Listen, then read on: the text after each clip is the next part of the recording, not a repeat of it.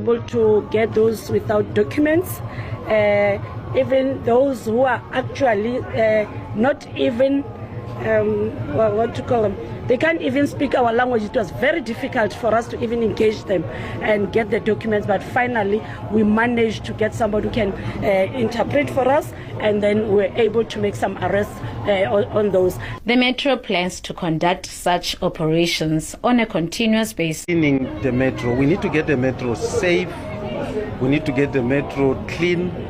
We've got so many killings in the Metro. We don't know where these people are coming from. Women and children are being killed every day. So together with the Metro Police and our law enforcement unit, we are going to make sure that we clean our streets. Verifying documentations of these foreign nationals, confiscating illicit goods, maintaining law and... Upon arrival, we found the dad lying on top of his child. We had to take out our nephew underneath his father. It was so sad to see that moment. And when we got him, we were only focusing on one point, because when we took him and carried him, and as he moved to his lower back, we thought he got injured there. We were only focusing on that point. But he was so restless and crying the whole night. This morning when we got, and then we just took off his jersey, that's where we saw that he got injured. And we were running to our neighbors just to go ask for help, because we didn't know what to do at that moment. It was so terrifying to see that the child has to go with the scar like that. He has to, that will be the remembrance of his father, which is not right as a little child, man. So you said that there was a hit list that was doing the rounds. Yes. Why do you think someone would put together a hit list? I can't put my head on that, why they will put a hit list, But his name was appearing there, and all that we know, he wasn't related in a gang. But this hit list is going around the gang and violence for drugs. We don't know. He was never related that we, as our family that we had to live with now. We didn't know that he was one of them, but his name was appearing on that list. The mother of the child says he was on his way home when the incident happened, and she also attests to the fact that he was not involved in gangs or anything like that. Yes, he was actually on his way home, because she went there and told him that he has to go home, he has to come home, and he had to go fetch something. And he got what he had to get there from the people where he went to. And just like they were stopping at the shop to buy for his son something, that's where the incident happened. And we were actually on that scene, and we were waiting for a key, because we thought the key was on him.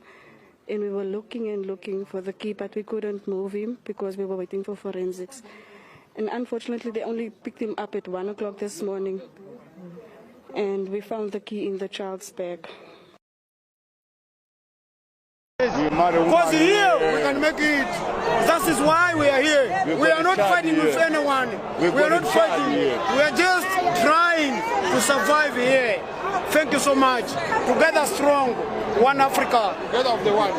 Brother man, we've got a Chad here. We've got many things here around. As of now, even our Chad never got to school because of a problem, the way things it has.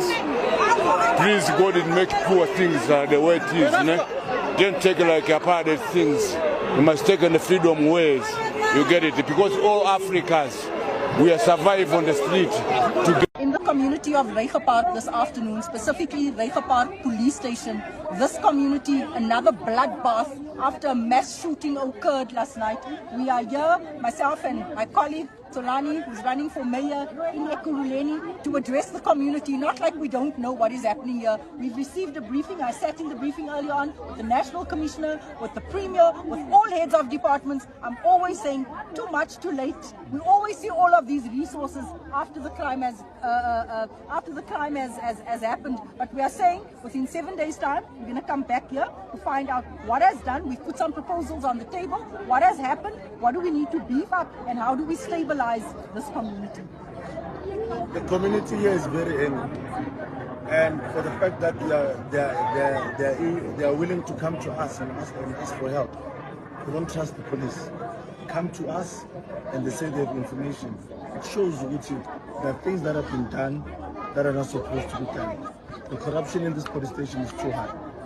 The police officers have turned into criminals. They're part of the gangs. That is why the community feels safe to report to us. So we are emphasizing that SAPS must collaborate with communities for them to curb this case of crime, because they cannot do it alone. They are not resourced and they are not there. The only people that are first-hand respondent in a crime scene is the police, it's the CPFs and the community. So what basically we've done is we've sent them out notices that they can vacate. We gave them at least 7 days to vacate. So we created this post if they don't vacate in 7 days.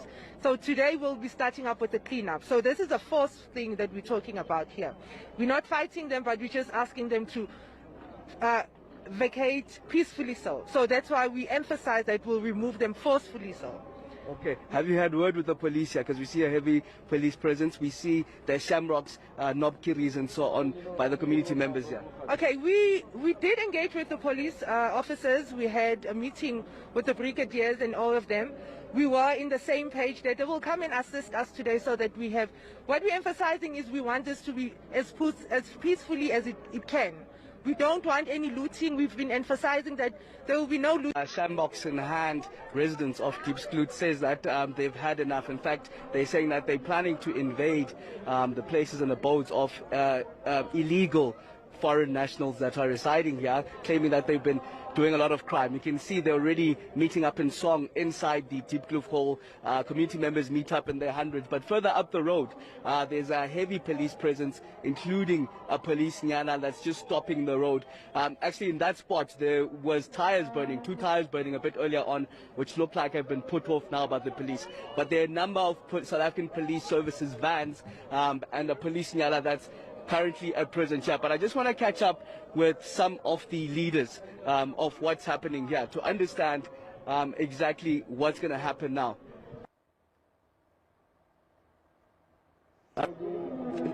Just finishing up a phone call, but this is one of the leaders, Annika, we understand from the Diepkloof community.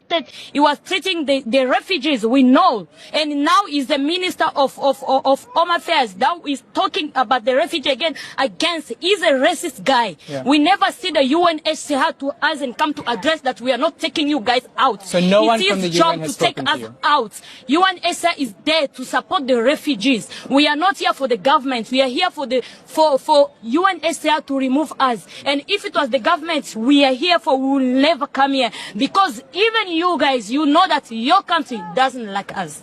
Your country does not support us. So there's nothing about talking about the minister or what, and the stories is talking about. How long have you been in South Africa? Tell me what you've endured. I'm here for 12 years now.